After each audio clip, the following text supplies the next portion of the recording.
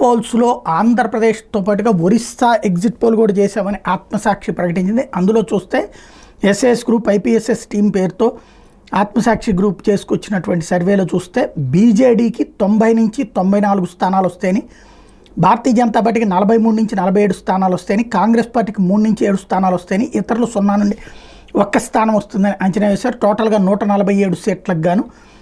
అదే సందర్భంలో percentage of voting పరంగా చూస్తే బీజేడీకి 42.5%, బీజేపీకి 36.5%, కాంగ్రెస్కి 17.25%, ఇతరులకి 3.75% వస్తాయి అన్నటువంటిది వీళ్ళ అంచనాగా ఉంది.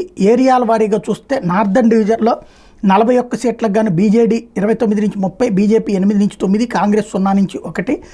అదే సదరన్ డివిజన్లో వచ్చేటప్పుడు 41కి గాను 25 నుంచి 27 బీజేడీ, 10 నుంచి 12 బీజేపీ, 1 నుంచి 2 కాంగ్రెస్ పార్టీ.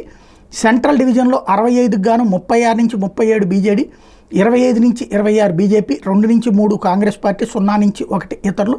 టోటల్గా 90 నుంచి 94 బీజేడీ, 43 నుంచి 47 బీజేపీ, 3 నుంచి 6 కాంగ్రెస్ పార్టీ, 0 నుంచి 1 ఇతరులు అన్నటువంటిది వీళ్ళు వేస్తున్నటువంటి అంచనా.